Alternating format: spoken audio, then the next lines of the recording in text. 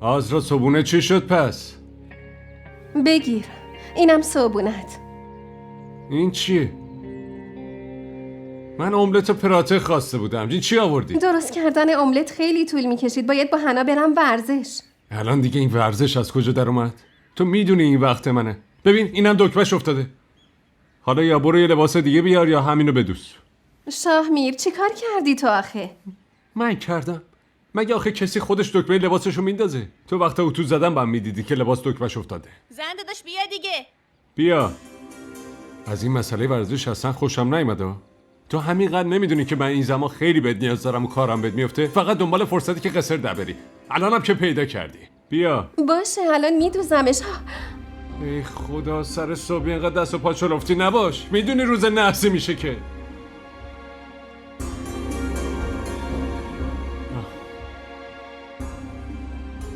اینجوری میخوام لاغرشم. زود بیاین دیگه، خیلی دیر شده. همش عصبانی میشی. جلوی همه شرمنده میشم. چند بار بگم صداتو نبر بالا. من تو خونه و اتاق خودم باید آروم حرف بزنم. تو اینقدر درک نمی‌کنی که همین موقع من بهت نیاز دارم. واسه همه وقت داری، بر من نداری. فقط دنبال یه فرصتی که از دستم فرار کنی الانم پیداش کردی. فقط برو. خودت گفتی به حرفای مادر جون گوش بده. اون ازم خواست. تو نمیتونستی بهش بگی که مسکان باش بره؟ گفتم. اما میدونی چی گفت؟ چی گفت؟ این که مسکان بچه داره و سرش شلوغه. من بیکارم و کسی به هم نیاز نداره. فقط من وقت دارم که با حنا برم. آره، دروغم نگفته دیگه. تو یه کاری کن، شب لباسا رو اتو بزن و فردا هم فقط صبونه میمونه که درست کن و بعدش هم میتونی بری. یعنی منو فقط واسه کار میخوای؟ پس خودم چی؟ اهمیتی ندارم؟ لااقل واسه دلخوشی بگو برات مهمم. خیلی خب، حالا بسته دیگه. سر صبحی نمیخواد احساساتی بشی و رمانتیک بازی در نیاد. من برای خوبی خودت میگم کارات آسون بشه و تو داری بهم قور میزنی آخه. من میرم، خیلی دیر شده. آره برو به سلامت. آره میرم. ورزش تو که مهمتره. حنا دختره کجاست؟ نکنه رفته؟ حنا کجایی؟ نه عزیزم، تو ناراحت نباش. از فردا خودم باهات میام. قصه نخور. حنا بیا بریم. بسه لازم نکرده.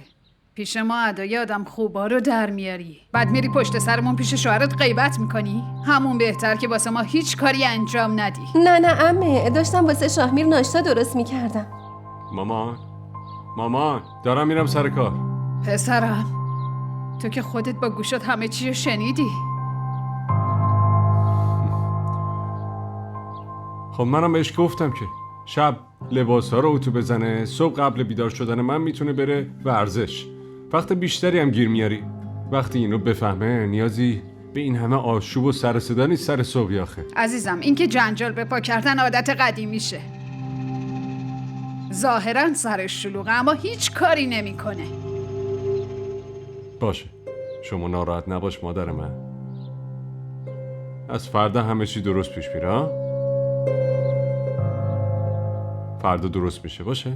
باشه؟ مادر ناراحت نباش دیگه. سر کار دلم میگیره. خب دیگه مامان، من میرم سر کار. خدا نگهدار. باشه پسرم، راستی شاه نواز. برگشتنی خواهرتم با خودت بیار.